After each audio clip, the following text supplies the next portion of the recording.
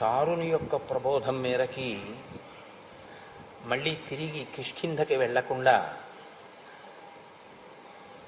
అక్కడే స్వయం ప్రభా బిలంలోకి మళ్ళీ ప్రవేశించి అక్కడే కాలం గడిపేద్దాం. ఎందుకంటే తిరిగి వెళ్ళినట్లయితే వేళ దాటిపోయింది కనుక సుగ్రీవుడు ఆ వానరులందరినీ కూడా సంహరిస్తాడన్న భయంతో వాళ్ళందరూ మళ్ళీ స్వయం ప్రభాబిలంలోకి ప్రవేశిద్దామని నిర్ణయం చేసుకునేటటువంటి సమయంలో స్వామి హనుమ జోక్యం చేసుకున్నారు. హనుమ ఎక్కడ మాట్లాడినా అత్యద్భుతంగా ఉంటుంది. నేను మీతో మనవి చేశాను అనేక మార్లు, హనుమ జోక్యం చేసుకుని మాట్లాడారు అంటే అది కథని ఎప్పుడూ మలుపు తిప్పుతూ ఉంటుంది. మలుపు తిప్పుతుంది. సాధారణంగా చచ్చిపోయేవాడిని కూడా మళ్ళీ బతికిస్తూ ఉంటుంది. అంటే ఇంకా లోకంలో అన్నిటికన్నా చాలా దారుణమైనటువంటి కష్టం అంటే ఏమిటంటే చచ్చిపోవడమే. అసలు నేను ఇంక శరీరంతో ఉండను, నేను భరించలేని ఈ శోకాన్ని అన్న నిర్ణయం తీసుకున్నాడు అంటే చాలా కష్టంలో ఉన్నాడు అని గుర్తు. అంత కష్టంలో ఉన్నవాడు ఆత్మహత్యకు పూనుకుంటాడు. అది మహాపాతకం, అసలు ఎట్టి పరిస్థితుల్లోనూ చేయకూడదు. కానీ శరీరంతో ఉండి ఇంకా నేను ఆ శోకాన్ని భరించలేను అనుకున్నవాడు, ప్రాణాలని విడిచిపెడదామని సంకల్పం చేసుకున్నవాడు కూడా హనుమ యొక్క అనుగ్రహాన్ని, హనుమ యొక్క మాటల్ని విన్నట్లయితే వెంటనే అతను జీవితం మీద మళ్ళీ ఆసక్తిని పొంది విజయాన్ని సాధిస్తాడు. హనుమ యొక్క స్థితి, హనుమ యొక్క అనుగ్రహం ఎప్పుడూ అలాగే ఉంటుంది. శ్రీరామాయణం ప్రారంభం నుంచి కూడా అంతే. మీరు చూడండి, ఆయన కిష్కింధకాండలో కలిశారు. కిష్కింధకాండలో మొట్టమొదట సుగ్రీవుడు భయపడినప్పుడు కలిసినటువంటి హనుమ వాలి సుగ్రీవుల యొక్క మైత్రికి కారణమయ్యారు. మళ్ళీ సుగ్రీవుడు రాజ్యాన్ని రొమని పొందడానికి హనుమ చేసినటువంటి రాయబారం మధ్యవర్తిత్వమే కారణం. అలా సుగ్రీవుణ్ణి నిలబెట్టారు, అయింది. మళ్ళీ అంగదుడు పొరపాటు చేస్తుంటే మాట్లాడి అంగదుడి యొక్క జీవిత స్థితిని దిద్దుతారు, అవుతుంది. 100 యోజనముల దూరం ఎవ్వరము ఎగరలేం కాబట్టి మళ్ళీ ప్రాయోపవేశం చేద్దాం అనుకున్నప్పుడు మళ్ళీ 100 యోజనముల దూరాన్ని ఆయనే సముద్రాన్ని లంఘించి సీతమ్మ జాడ కనిపెట్టడానికి వెళ్ళి వానరుల యందు విశ్వాసం నిలబెడతారు. అక్కడికి వెళ్ళిన తర్వాత సీతమ్మ తల్లి ఉరిపోసుకుని ప్రాణములనే విడిచిపెడదామనుకున్న సందర్భంలో రామకథని చెప్పి ఆవిడ్ని బతికిస్తారు. అక్కడి నుంచి వెళ్ళి చనిపోకుండా ఆపుదామని రావణాసురుడికి ఉపదేశం చేశారు. వినక వాడు నాశనం అయిపోతే ఆయన ఏం చేస్తారు? మళ్ళీ అక్కడి నుంచి బయలుదేరి దక్షిణ సముద్రపు ఉత్తర ఒడ్డుకు వచ్చినటువంటి ఆయన సీతమ్మ తల్లి దర్శనమైంది అన్న క్షేమవార్తని వానరులకు చెప్పి మనం మళ్ళీ బ్రతుకుతాం, ఇప్పుడు ఈ శుభవార్తతో వెళ్తున్నాం కాబట్టి సుగ్రీవుడు మనని చంపడు అన్న విశ్వాసాన్ని వానరుల యందు నింపారు, అయింది. వెళ్ళి సీతమ్మ తల్లి జాడ ఏ దిక్కునా తెలియలేదని బెంగపెట్టుకుని ఉన్న రామచంద్రమూర్తికి దక్షిణ దిక్కున కాంచనలంకలో సీతమ్మ ఉంది అన్న క్షేమవార్త చెప్పి మళ్ళీ రామచంద్రమూర్తి యొక్క ప్రాణములను నిలబెట్టిన వారు హనుమే. మళ్ళీ అక్కడి నుంచి సేతువు కట్టి లంకాపట్టణానికి యుద్ధానికి వెళ్ళిన తరువాత వాళ్ళు రామలక్ష్మణులతో సహా అందరూ కూడా ఇంద్రజిత్ యొక్క అస్త్రము చేత బంధింపబడి పడిపోతే సంజీవనీ పర్వతాన్ని తీసుకొచ్చి ఇన్ని కోట్ల మంది వానరుల్ని బతికింపచేసిన వారు హనుమయే. చిట్ట చివరిలో ఇంద్రజిత్ యొక్క ఉద్ధతిని ఎవరూ తట్టుకోలేని పరిస్థితి ఏర్పడి విభీషణుడంతటి వాడు ఈ హోమాన్ని కానీ ఇంద్రజిత్ పూర్తి చేస్తే ఇంకా ఎవ్వరూ నిగ్రహించలేరు అన్నప్పుడు ఇంద్రజిత్ హోమం పూర్తి చేయకుండా బయటికి వచ్చేటట్టు చేసి ఇంద్రజిత్ మరణానికి కారణమై రాముని యొక్క సైన్యం అంతా రక్షింపబడడానికి హేతువైన వారు హనుమి. 14 ఏళ్లు పూర్తయిపోతే ప్రాయోపవేశం చేసేస్తాడు భరతుడు. అందుకని నేను భారద్వాజాశ్రమంలో ఉండి వస్తాను, నువ్వు వెళ్ళి భరతుడికి క్షేమవార్త చెప్పు అంటే 14 ఏళ్లు పూర్తయిపోయిన కారణం చేత ప్రాయోపవేశం చెయ్యడానికి సిద్ధపడుతున్నటువంటి భరతునికి రామచంద్రమూర్తి యొక్క పునరాగమన వార్తని క్షేమవార్తని చెప్పి భరతుని యొక్క ప్రాణములు నిలబెట్టినటువంటి వారు స్వామి హనుమయే. మీరు శ్రీరామాయణాన్ని జాగ్రత్తగా పరిశీలనం చేస్తే హనుమ ఎక్కడ ఉన్నారో అక్కడ ప్రాణములు ఉంటాయి. అంటే చచ్చిపోయే వాళ్ళని ఒకళ్ళని కాదు, వందల మందిని కాదు, వేల మందిని కాదు, కోట్ల మందిని ఆనాటి నుంచి ఈనాటి వరకు ఎప్పుడూ ఆర్తత్రాణ పరాయణుడై రక్షించినటువంటి మహానుభావుడు హనుమ.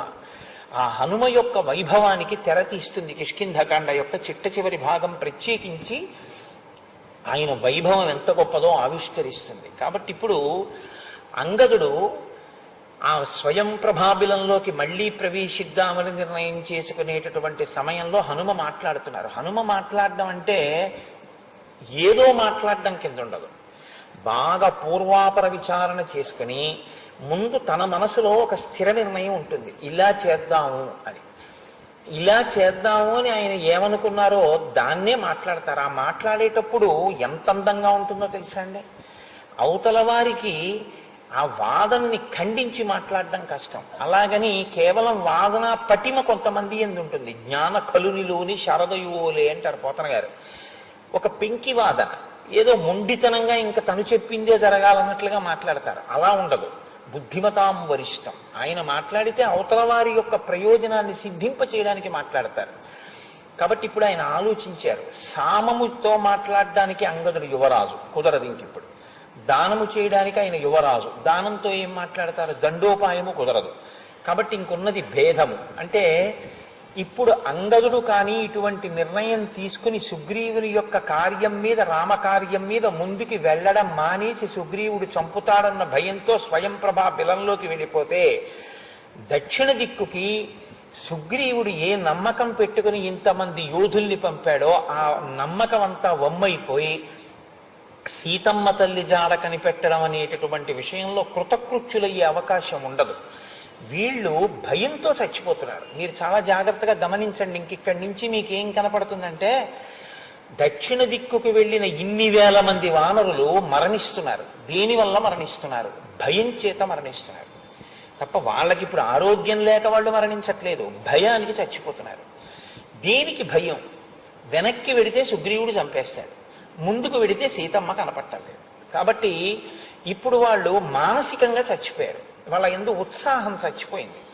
కాబట్టి ఇక ముందుకు వెళ్ళి సీతమ్మ జాడ కనిపెడతామన్న ఆశ లేదు, వెనక్కి వెళ్ళి బ్రతుకుతామన్న ఆశ లేదు. కాబట్టి వెనక్కి వెళ్ళి సుగ్రీవుడి చేతిలో చచ్చిపోయే కన్నా ఇక్కడే చచ్చిపోదామని వాళ్ళు నిర్ణయానికి వచ్చారు తప్ప వాళ్ళు ఒక కర్తవ్యాన్ని మర్చిపోతున్నారు. ఇంకా వాళ్ళు అన్వేషించవలసినటువంటి ప్రాంతాలు ఉండిపోయాయి సుగ్రీవుడు చెప్పిన జాబితాలో. ఆయన దక్షిణ దిక్కున పితృలోకం వరకు చెప్పాడు, మీరు అక్కడ వరకు వెళ్ళవలసి ఉంటుందని. ఏది వెళ్ళారా? వాళ్ళు ఇంకా స్వయం ప్రభాబిలం దగ్గర ఉన్నారు. మరి ఆ మాత్రానికే వాళ్ళు భయపడిపోయి ఇంకా ప్రాణాలే పోతాయి, సీతమ్మ కనపడదు అని వాళ్ళు ఆత్మహత్య చేసుకుంటే రాజు పెట్టుకున్న నమ్మకం ఏమైనట్లు? ఇది గమనించిన వారు ఒక్క హనుమయే. కానీ ఇప్పుడు వెడదామంటే వచ్చే స్థితిలో వీళ్ళు లేరు. కాబట్టి అంగద, నువ్వు చేసుకున్న నిర్ణయం తప్పు, వీళ్ళందరూ నిన్ను అనుసరించరు అని ఉన్న వానరుల మధ్య భేదాభిప్రాయాన్ని కల్పించాలి. అందరూ ఒక మాట మీద లేకుండా చెయ్యాలి. కాబట్టి ఇప్పుడు ఆయన భేదము వాళ్ళ మధ్య ఏర్పడేటట్టుగా తన వాక్కుని సునిశ్చిత ప్రజ్ఞతో ప్రయోగిస్తున్నారు. సచతుర్నాం ఉపాయానాం తృతీయం ఉపవర్ణయన్ భేదయామాస తాన్ సర్వాన్ వానరాన్ వాక్య సంపద. వాక్య సంపద చేత మాట్లాడడం ఒక పెద్ద సంపద. ఎందుచేతనంటే, మాటల చేత దేవతలు మన్నన చేసి వరంబులిత్తురు. మాటల చేతనే దేవతలు గౌరవించి వరాలిస్తారు. మాట బాగున్న వాడికి లోకమంతా మిత్రుడే, మాట బాగుండని వాడికి లోకమంతా శత్రువే. వాడు ఎంత మంచివాడైనా కానివ్వండి, మాట బాగుండదు అనుకోండి, ఎవరు ఆయన్ని పలకరించడానికి, ఆయన్ని పిలవడానికి, 10 మందిలో ఆయన్ని తీసుకొచ్చి ఆయనతో కూడి ఉండడానికి ఇష్టపడరు. ఆయన ఏమీ చెయ్యకపోయినా మంచి మాట మాట్లాడాడు అనుకోండి చాలు, అందరూ హర్షిస్తారు. కాబట్టి ఇప్పుడు ఆయన వాక్య సంపదతో భేదమును కల్పించి తద్వారా అటు రాచకార్యము, ఇటు సుగ్రీవుడు అంగదుడు చెయ్యవలసిన కర్తవ్యాన్ని కూడా జ్ఞాపకం చేస్తూ ఆయన బోధ చేసే ప్రయత్నం చేస్తున్నారు. నిత్యం అస్థిర చిత్తాహి కపయో హరిపుంగవ నా జ్ఞాప్యం విషహిష్యంతి పుత్రదారాన్ వినాత్వయ. ఎంత గొప్ప విషయాన్ని ఆయన ప్రస్తావనలోకి తీసుకొచ్చారో చూడండి. నిత్యం అస్థిర చిత్తాహి కవయో హరిపుంగవ. ఓ అంగదా, నువ్వు వీళ్ళందరినీ నమ్ముతున్నావు, స్వయం ప్రభాబిలంలోకి నీతో వస్తారని. వీళ్ళు వానరులు కాబట్టి వీళ్ళు చపల చిత్తులు, వీళ్ళు ఒకలా ఉండరు. వీళ్ళ మనస్సు చాలా తొందరగా కదిలిపోతుంది. వీళ్ళు సహించలేనటువంటిది ఒకటి వీళ్లలో ఉన్నది అన్న విషయాన్ని నువ్వు మర్చిపోతావు. నువ్వు ఎంతసేపు ఏం మాట్లాడుతున్నావు అంటే సుగ్రీవుడు చంపేస్తాడన్న భయంతో ముందుకి వెళ్ళవద్దంటున్నావు. కానీ నీతో నేను ఒక సత్యం మనవి చేస్తున్నాను. పుత్రదారాన్ వినాత్వయ, వీళ్ళ యొక్క బిడ్డల్ని భార్యల్ని విడిచి ఉండలేరు. స్వయం ప్రభాబిలంలోకి వెళితే ఏమవుతుంది? బ్రతికే ఉంటారు. బ్రతికి ఉండడం ప్రధానం కాదు వీళ్ళకి, వీళ్ళు బ్రతికి బరువు అవుతారు. ఎందుకో తెలుసా? వీళ్ళు బ్రతికి ఉంటే వీళ్ళకి ఏం గుర్తొస్తూ ఉంటుందంటే వీళ్ళ భార్యలు వీళ్ళ బిడ్డలు వీళ్ళకి గుర్తొస్తుంటారు. వీళ్ళు అస్తమానం వీళ్ళ భార్యల్ని తలుచుకుని పిల్లల్ని తలుచుకుని అయ్యో వాళ్ళు ఎలా ఉన్నారో, పాపం మేము ఏమైపోయామో అని బెంగ పెట్టుకుని ఉంటారు. సుగ్రీవుడు వాళ్ళని ఏం చేశాడో ఏమిటో, మేము ఇక్కడ హాయిగా తింటున్నాం, తాగుతున్నాం, పడుకుంటున్నాం, కానీ మేము కనపడక అక్కడ వాళ్ళు ఎంత అల్లాడిపోతున్నారో, ఇలా బతికే కన్నా చచ్చిపోతే గొడవ వదిలిపోతుంది, వెళ్ళి సుగ్రీవుడి చేతిలో చచ్చిపోతే పోయారని ఒకటే మాట వాళ్ళన్నా సుఖంగా ఉంటారు. అంతేకాని ఇక్కడ మనం బతికుండి ఏమిటి సాధించాం, మనని కట్టుకున్నది పిల్లలు అక్కడ ఏమైపోయారో అని వీళ్ళందరూ మాట్లాడడం మొదలెడతారు. బతికుండి నీ వెనక ఉండి వీళ్ళందరూ ఇలా మాట్లాడడం మొదలు పెడితే అది నీ నాయకత్వానికి కళంకం అవుతుంది. వీళ్ళకి నీ మీద నమ్మకం సడలిపోతుంది. తీసుకొచ్చి మమ్మల్ని స్వయం ప్రభాబిలంలో పెట్టాడు, ఈ చావేదో ముందుకెళ్ళి సీతమ్మని వెతుకుతూ చచ్చిపోయినా కూడా వదిలిపోయేది, రాసకార్యం చేశామన్న మర్యాదన్నా దక్కేది, ఇక్కడెందుకు ఉండిపోయాం అంటారు. ఈ మాటలు ఆయన అంటారా? అనరు. ఎంత చక్కగా అన్నారంటే నిత్యమ్మ స్థిర చిత్తాహి అన్నారంతే. వీళ్ళు చించల మనస్కులు. వీళ్ళ మనస్సు ఇవాళ ఓ అంటుంది, స్వయం ప్రభాబిలంలోకి వస్తారు, ఆ తర్వాత కదిలిపోతారు. వీళ్ళు ఒక మాటకి కట్టుబడి ఉండలేరు. మనస్సు యొక్క అసలు మనసుకే చాలా చాంచల్యం. అందున తొందరగా అది ప్రతిపాదించేటటువంటి విషయములకు వశుడైపోయేటటువంటి స్థితి అవతలవాడికి ఉంటే, అంటే ఎన్నడూ మనసు చెప్పిన దానికి ఎదురు తిరిగి నువ్వు ఇలా చెప్తున్నావేమిటనగా అని అడగగలిగిన ప్రజ్ఞ వాడికి లేదనుకోండి, మనసు చెప్పింది వినడం ఒకటే ఆయనకి తెలుసు అంతే. అటువంటి వాడు నీ వెనక ఉండి ఏం చేస్తాడని నువ్వు అనుకుంటున్నావు. ఇప్పుడు ఏమైంది? వానరుల మీద నమ్మకం అంగదుడికి సడలింది, అంగదుడి మీద నమ్మకం వానరులకి సడలింది. నిజమే ఇలా అంటున్నాడు కానీ లోపలికి తీసుకెళ్లి బతకండి అని చెప్పి మనకు అన్నం పెట్టి శుభ్రంగా స్వయం ప్రభాబిలంలో తేనె దొరుకుతుంది, పళ్ళు దొరుకుతున్నాయి, తినండి, తాగండి, వ్యాయామం చేయండి అంటే దేనికి మనం బతికుండి? భార్య పిల్లలు కనపడినప్పుడు నిజమే ఏమిటి అలా అంటాడు ఏమిటి అంగదుడని వానరులకి? వానరులు నిజమే నేను నమ్మడానికి వీల్లేదని అంగదుడికి. ఒకరి మీద ఒకరికి అనుమానం వచ్చిందా లేదా? ఒక్క మాటతో భేదాన్ని ప్రయోగించారంటే వీళ్ళందరూ ఒక మాట మీద ఉండకుండా ఉండేటట్టు చేయగలిగారంటే ఇప్పుడు ఇది కాదులేండి ఇంకో ప్రతిపాదన ఏదైనా పరిశీలిద్దాం అనేటట్టు చేస్తున్నారన్నమాట. ఇది ఆయన ప్రజ్ఞ. ఆంతరమనంది ఏమిటి? ఎందుకు ఈ భేదం కల్పించడం? వాళ్ళందరి చేత ఒక మంచి పని చేయించడం. ఏమిటా మంచి పని? రామకార్యం మీద ముందుకు వెళ్ళగలిగిన ప్రజ్ఞ వాళ్ళ యందు అంకురింప చెయ్యడం. అలా జరుగుతుందా లేదా అది పక్క పట్టండి, కానీ ఆయన హృదయం అది. కాబట్టి ఇప్పుడు ఆయన అంటున్నారు విగృహ్యాసన మాప్యాహు దుర్బలేన బలీయస ఆత్మరక్షాకరస్తస్మాత్ నా విగృహ్ణీత దుర్బల. ఈ శ్లోకం నాకైతే అనిపిస్తుంది ప్రత్యేకించి దీన్ని ఎవరు జ్ఞాపకం పెట్టుకోవాల్సి ఉంటుంది అంటే చదువుకునే రోజుల వరకు బాగుంటుంది, కానీ చదువుకున్న తర్వాత ఉద్యోగంలోకి వెళ్ళడం అనేటటువంటిది ఒకటి ప్రారంభం అవుతుంది. నేను నా స్వానుభవంలో నేను గమనించింది ఏంటంటే ఉద్యోగంలో జాయిన్ అయ్యేటప్పటికీ చాలా ఉత్సాహంగాను వేడి నిత్తురు ఉరకలు వేస్తూ ఉంటుంది. మంచి యవ్వనంలో కదండి చేరుతారు.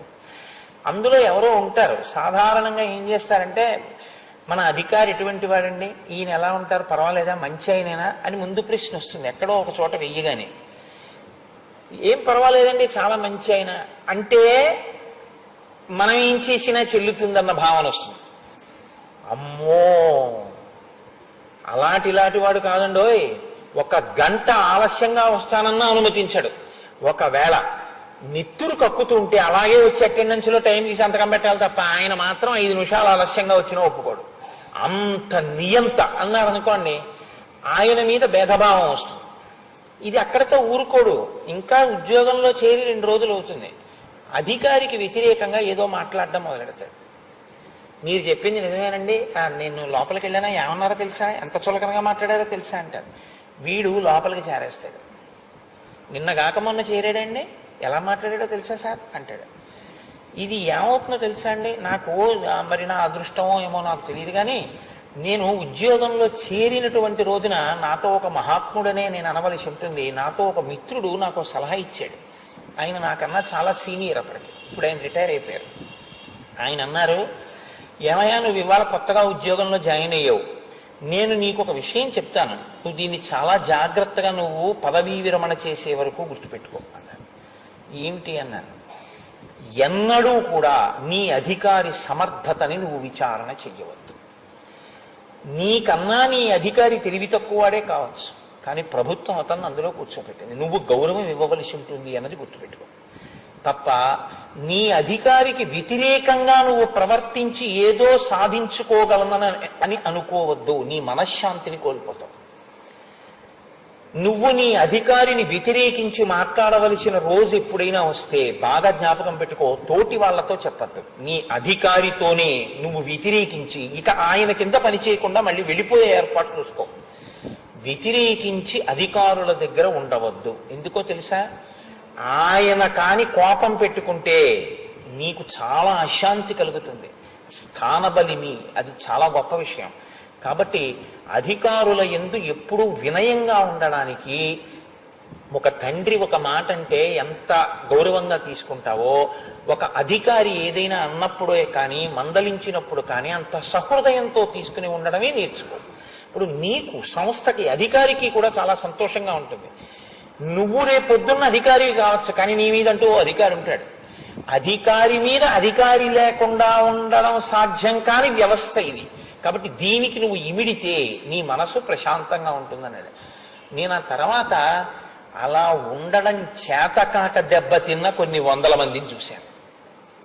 ఏదో ఒక కారణానికి ఆయన నాకన్నా ఏం మునగాడండి అని దెబ్బతిన్న వాళ్ళని ఎందరినో చూశాను. నేను అప్పుడు అనుకున్నాను, ఒరే నాకు అమృతపు చొక్కనే పోశాడు ఆయన ఆ రోజున, చాలా గొప్ప విషయం చెప్పాడు, నిజమే జీవితంలో కొన్ని విషయాలు తెలుసుకుని ఉండాలి అనుకున్నాను. స్వామి హనుమ ఒక అత్యద్భుతమైన విషయాన్ని ప్రతిపాదన చేస్తున్నారు. అందుకే శ్రీరామాయణం అమృతం అండి, అది ఎప్పటికీ కాలంతో సంబంధం లేదు, ఎప్పటికీ అలాగే అమృతంగానే పనికొస్తుంది. ఆయన అంటున్నారు,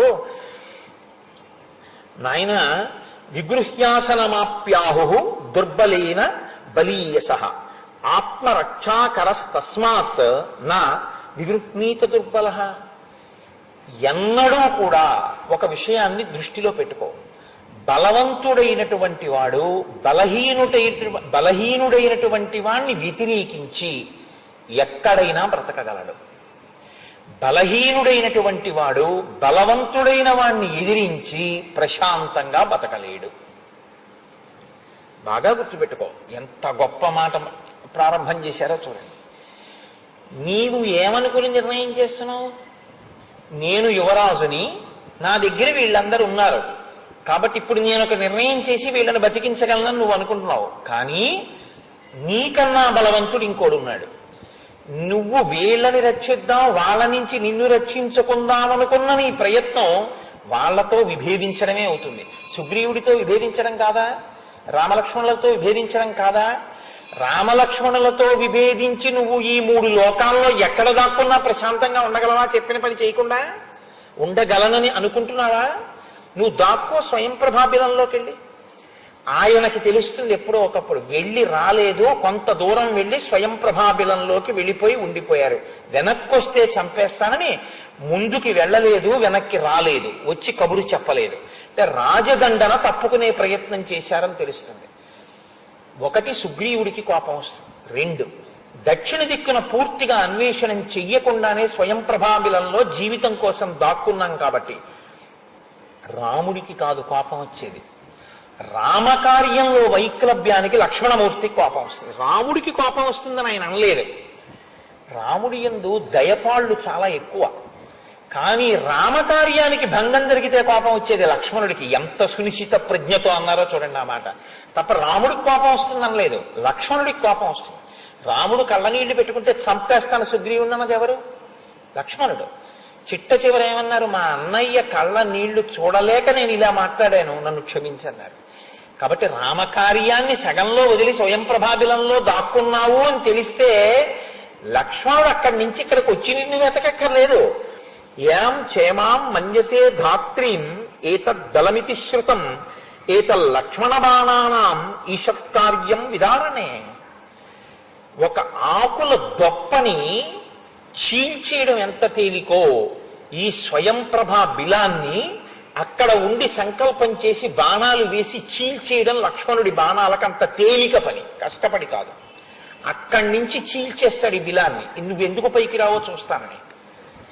అంతటి మహాబలవంతుడితో వైరం పెట్టుకుని బతుకుదాం అనుకుంటున్నావా? ఈశ్వరుడితో వైరం పెట్టుకుని ఎక్కడ బతుకుతారండి? ఈశ్వరుడితో వైరం పెట్టుకునే ప్రయత్నం ఎప్పుడూ ఉండకూడదు. భగవంతుణ్ణి నిందించి నువ్వేం సాధిస్తావు? భగవన్మార్గమునందు ప్రయాణిస్తూ వైక్లభ్యం వచ్చిన చోట ఆయనకి క్షమార్పణ చెప్తూ బతకడం ఎప్పుడూ మంచి పని. అందుకే ఎప్పుడైనా ఈశ్వరుడి దగ్గరికి వెడితే ఒక విషయాన్ని అడుగుతూ ఉండాలి. దాన్ని మనం వెంకటేశ్వర సుప్రభాతంలో ప్రతిపాదన చేస్తూ ఉంటారు. అహం దూరతస్తే పదాంభోజ యుగ్మ ప్రణామేచ్చ యాగచ్చ సేవాంకరోమి సకృచ్ఛేవ యా నిత్య సేవా ఫలం త్వం ప్రయచ్ఛ ప్రయచ్ఛ ప్రభో వెంకటేశ అంటారు. ఈశ్వర, ఇంతకాలానికి నేను నీ దర్శనానికి నిన్ను సేవించడానికి కొండ మీదకి వచ్చాను. ఇవాళ నేను సద్బుద్ధితో వచ్చి నీ కొండ ఎక్కి నీకు సేవ చెయ్యాలని వచ్చినటువంటి ఈ క్షణం ఇదిగా మిగిలిపోయి మళ్ళీ ఏడాది తర్వాత ఎప్పుడో వెంకటాచలం రావడం కాదు, ఇవాళ నేను చేసినటువంటి ఈ సేవ ప్రతినిత్యము నీ చేయగలిగినటువంటి సేవగా మారుగాక అని మీరు అడగవలసి ఉంటుంది. నిన్న రాముడు ఇదే కదండి చెప్తాడు. ధర్మార్థ సమన్వయం లేని కామ ప్రవృత్తి చెట్టు కొమ్మ యొక్క చివర పడుకున్న వాడితో సమానం, కింద పడిపోతాడు. అర్ధకామములను ధర్మంతో ముడివేసుకోవాలి, లేకపోతే నీ జీవిత ప్రయోజనమును నువ్వు సాధించలేవు అని రాముడు చెప్పడం వెనకాతల ఉన్న ప్రయోజనం కూడా ఇదే. ఎప్పుడూ కూడా మనిషి దీన్ని మర్చిపోకుండా విభాగం చేసుకుంటూ ఉండాలి. అందుకే నేను నిన్న మీతో మనవి చేశాను, మనుష్య జీవితాన్ని అసలు వేదం అంత గొప్పగా విభాగం చేసేసింది. బ్రహ్మచర్యంలో నేర్చుకున్నది జీవితాంతం పనికి రావాలి. గృహస్థాశ్రమంలో ఉన్నది సుఖము నిజమైన సుఖము కాదని తెలుసుకోవడానికి ఉండాలి తప్ప అనుభవించేవన్నీ సుఖాలు అనుకోవడానికి గృహస్థాశ్రమం కాదు. ఒక సుఖం అనుభవించారు, చాలా సుఖంగా అనిపించింది, నిజంగా చెప్పిది సుఖమా? ఏది మళ్ళీ అనుభవించి ఇంకో మాట అనుభవించు. నాలుగో మాట ఏమంటుంది? అబ్బా ఏ మళ్ళీ నీ చికాకు, ఇదేం పెద్ద సుఖం అనిపిస్తుంది, మొహం మొత్తేస్తుంది. తినండి ఒకసారి చక్కెర పొంగలు మీకు ఇష్టమని, మళ్ళీ మారు వేయించుకోండి, మళ్ళీ మారు వేయించుకోండి, నాలుగో మాట తింటారా? ఇక తినలేరు. కాంచిక ధియా అంటారు శంకరాచార్యులు వారు. ఇంకో ముద్ద తినాలంటే నిమ్మకాయ ముక్క నోట్లో పెట్టుకోవాలి, లేకపోతే తినలేరు. తప్పు చక్కెర పొంగల్దా మనసుదా? చక్కెర పొంగలిది సుఖం అయితే ఒకటో మాట ఇచ్చిన సుఖం నాలుగో మాట ఎందుకు ఇవ్వలేదు? సుఖము వస్తువు ఎందు లేదు, మనసు ఎందు ఉంది. ఏది సుఖమని కాసేపు అంటుందో దాన్ని దుఃఖం అని తర్వాత అంటుంది. సుఖము దుఃఖము అని పేర్లు మారుస్తూ ఉంటుంది. కా అలాగే ఉంటుంది. మీతో ఒకసారి మనవి చేసా, సు దూ మారుతుంటాయి. అది మనసు యొక్క ప్రజ్ఞ. కాబట్టి సంసారమునందు ఉండేది ఎందుకంటే ఇవన్నీ సుఖాలా అన్నది గమనిస్తూ ఉండాలి. ఇవి కావు సుఖాలు. ఏది సుఖం? రేపు చెప్తాడు ప్రహ్లాదుడు. ఏది ఈశ్వర పాదారవింద సంసేవనము చేత ఆనందం కలుగుతుందో అది సుఖం. ఈశ్వర సేవ వైపుకి మళ్ళీ అది శాశ్వతమైన ఆనందము అని గుర్తెరగడానికి ఇవి తాత్కాలిక సుఖములు, ఇవి నిజమైన సుఖములు కావు అని మీరు తెలుసుకోవడానికి, సుఖం అనుభవించి ఈ సుఖము నిజమైన సుఖము కాదని తెలుసుకుని వైరాగ్యం పొందడానికి మీకు పనికొస్తుంది. వైరాగ్యం అన్న మాట నేను అన్నానని మళ్ళీ ఏముందండి అన్నదల్లా ఆ వైరాగ్యం అని మీరు అనుకోకండి. ఎందుకో తెలుసా? మళ్ళీ వైరాగ్యం రెండు రకాలుగా ఉంటుంది. ఒకటి కొడుకు దెబ్బలాడాడని కాశీ వెళ్ళే వైరాగ్యం. ఎందుకు వెళ్ళాడు కాశీ అంటే ఆయన భక్తి బూడిదైపోయి వెళ్ళిన వాడు ఏం కాదు. కొడుకు దెబ్బలాడాడని కాశీ పోయాడు వారం రోజులు. ఓ వారం పోయాక మీ అబ్బాయి హాస్పిటల్లో కనపడ్డాడండి, మరి ఎందుకు వచ్చాడో తెలియదు, ఏమిటో కుంటున్నాడు అంటాడు ఎవడో ఒక ఆయన. రిజర్వేషన్ లేకపోయినా వచ్చేస్తాడు మళ్ళీ. అది వైరాగ్యం కాదు, ఇంకో వైరాగ్యం ఉంటుంది. ఆ వైరాగ్యం వచ్చిన వాడు ఎక్కడున్నాడు అన్నది మీకు అనవసరం, ఆయన ఏ బట్ట కట్టుకున్నాడో కూడా మీకు అనవసరం. ఆయన కాషాయం కట్టుకోవాలని మీరు అనుకుంటున్నారా? ఆయన ఏం కట్టుకోక్కర్లేదు. ఆయన ఎక్కడున్నా వైరాగ్యంతో ఉంటాడు. ఆయన గాలిలా ఉంటాడు. గాలి ఇగో ఈ మల్లెపూల దండ మించి వస్తుంది, సువాసన వస్తుంది. ఇగో ఆ గాలి ఇలా వస్తూ ఉంటుంది, సువాసన వస్తుంది. అదేం పొంగిపోదా గాలి, అలా వెళ్ళిపోతుంది. అలా వెళ్ళిపోయి వెళ్ళిన తర్వాత ఏదో అక్కడ కొంచెం అశుద్ధం కనబడుతుంది, దాని మించి వెళుతుంది. అదేం బెంగెట్టుకోదు, వెళ్ళిపోతుంది. దుర్వాసన మనం ముక్కు మూసుకుంటాం, అది అలాగే ఉంటుంది. ఆ గాలే కొంచెం ముందుకెడుతుంది. కుళ్ళిపోయిన కుక్క కళేబరం మీదకి ఎడుతుంది, ఆ వాసనని దాంతో కలుస్తుంది, ఏం బెంగెట్టుకోదు, ముందుకు వెళ్ళిపోతుంది. అక్కడికి వెళ్ళిన తర్వాత తులసి దళాలు పోసి ఉంటాయి, దాని మించి పెడుతుంది. ఇది అశుద్ధమని బెంగెట్టుకోదు, ఇది మల్లెపువ్వు అని పొంగిపోదు. మల్లెపువ్వు మించి వచ్చిందని నువ్వు పొంగిపోయావు, కుక్క కళేబరం మించి వచ్చిందని నువ్వు కుంగిపోయావు. దానికి పొంగు లేదు, కుంగు లేదు. పొంగు లేక కుంగు లేక వస్తున్న సంఘటనలన్నింటికీ సాక్షిగా ఉంటూ తాను లోపల కదలకుండా నిలబడిన వాడెవరో వాడు ఏ బట్ట కట్టినా సన్యాసి. చాలా జాగ్రత్తగా గమనించాలి. కాబట్టి అది మొదటే వస్తే బట్ట మార్చుకున్నవాడు అదృష్టవంతుడు. సరే, అది వేరే విషయం. కాబట్టి కానీ నా మనవి ఏంటంటే, గృహస్థాశ్రమం దేనికి అంటే ఇది తెలుసుకోవడానికి, ఇది తెలుసుకోవడానికి తప్ప ఇక వ్యామోహానికి అర్థం లేకుండా కొడుకు అయిపోయింది, కోడలు వచ్చేసింది, కూతురు అయిపోయింది, అల్లుడు వచ్చేసాడు, మనవలు వచ్చేసారు, ముని మనవలు వచ్చేసారు, ఇంకెంతమంది, ఎన్ని చూస్తావు, ఎన్ని తరాలు చూస్తావు? అలా వస్తారు. అది ప్రజోత్పత్తి. ఇవాళ నువ్వు కూర్చున్నావు పెళ్లిపేటల మీద, రేపు నీ కొడుకు పెళ్లి కొడుకు, ఆ తర్వాత నీ మనవడు పెళ్లి కొడుకు. ఒక్కొక్కడు వస్తాడు, పదవీ విరమణ చేసేస్తాడు, ఇంకోటి ఆ పదవిలోకి వెళ్తుంటాడు కదా. అలా సీటదే, కానీ వ్యక్తులు మారిపోతూ ఉంటారు. ఎన్ని చూస్తావు, ఏమిటి చేస్తావు చూసి? ఇది ఇలా ఉంటుంది లోకం యొక్క పరిణామం. కానీ మారుతున్నవి ఇవన్నీ, ఇవి మారిపోతోంది, ముడతలు పడిపోతోంది. కానీ మారనిది ఒకటి ఉంది, అది లోపల అప్పుడు ఇప్పుడు ఎప్పుడు గమనిస్తూ అలాగే ఉంది, అది మారట్లేదు. బాల్యాదిష్యపి జాగ్రత్తాదిషు తదా సర్వాస్వస్థాస్యపి వ్యావృత్తా స్వనువర్తమానమిహిమిత్యం తస్ఫురంతం సదా స్వాత్మానం ప్రకటీకరోతి భజతాం యో ముద్రయా భద్రయా తస్మై శ్రీ గురుమూర్తయే నమగిదం శ్రీ దక్షిణామూర్తయే అంటారు శంకర భగవత్పాదులు. ఆ లోపలి వస్తువు నువ్వు అన్న సత్యం యొక్క అనుభవంలోకి వచ్చే ప్రయత్నం చెయ్యాలి. దీనికి ఒక స్థితి వచ్చిన తర్వాత సాక్షి మాత్రంగా ఉంటాడు. భార్యతో కలిసి వానప్రస్థంలోకి వెళ్ళిపోతాడు. ఇంకా ఇవన్నీ చాలు, ఇచ్చేసాం తాళం చెవులు, ఇంకా ఎన్నాళ్ళు ఎన్ఎస్సి సర్టిఫికెట్లు, ఫిక్స్డ్ డిపాజిట్లు, ఇంట్రెస్ట్లు, పెన్షను, ఈ దిక్కుమాలిన గోళ ఎన్నాళ్ళు ఉండదు. ఈ శరీరం పడిపోతుంది. ఏదో పెట్టింది కోడలు తిని చాలు, కడుపు నిండిందా లేదా చాలు, పడుకో, అయిపోయింది. ఈశ్వరుడి గురించి ఆలోచన చేస్తుంటాడు, భార్యతో కలిసి ఉంటాడు. ఆ తర్వాత ఇంకా అసలు అలా కూడా ఉండాలని లేదు. ఇంకా నాకు చాలా వైరాగ్యం వచ్చేసింది అనుకోండి ఆ వ్యక్తికి, ఆయన ఏం చేస్తాడు? బట్ట మార్చేస్తాడు. అంటే ఇక ఇది దీనికి ఆకలేస్తే దగ్గొస్తే మందేసినట్టు, దగ్గు వస్తే మందేసుకునేటప్పుడు మందు ఈ రుచి ఉండేది పెట్టండి అని అడగరు కదా, ఏం హోటల్ కాదుగా, డాక్టర్ గారు రాసిన మందు. అలా దీనికి ఆకలేస్తే 4 ఇళ్ల ముందుకెళ్ళి భవతి భిక్షాందేహి అంటాడు. దున్నపోతులా ఉన్నావు, ఏ పని చేసుకోలేవు అంటే ఓ నవ్వు నవ్వుతాడు. ఏదో కబలం చేతిలో పడింది, అన్నీ కలుపుకుని కడుపు నిండే వరకు తింటాడు, వదిలేస్తాడు. నేను ఒకప్పుడు ఒక మహానుభావుని చూశాను భీమునిపట్నంలో. ఆయన కొండమించి వస్తారండి, ఆయనకు ఆకలేస్తే అన్నారు. నేను ఆయన గురించి ఎదురు చూస్తున్నాను. ఆయన ఆవులు తాగేసి విడిచిపెట్టేసేంత వరకు చూశారు కుడితి కుండలో. వదిలిపెట్టేసిన తర్వాత కింద పిండి మిగిలింది. ఆ పిండి ఆయన కొద్దిగా పుచ్చుకుని అక్కడ మంచినీళ్ళు ఉంటే ఆ నీళ్లు తాగి ఆయన పళ్ళి పైకి వెళ్ళిపోతుంటే అదృష్టవశాత్తు ఆయన ఆ రోజు నాతో మాట్లాడారు, అది వేరే విషయం అనుకోండి. కాబట్టి మహానుభావులు అంత సాక్షిగా ఉంటారు. ఈ శరీరం గురించి వాళ్ళకి ఏమి పట్టింపు లేని స్థితిలో ఉంటారు.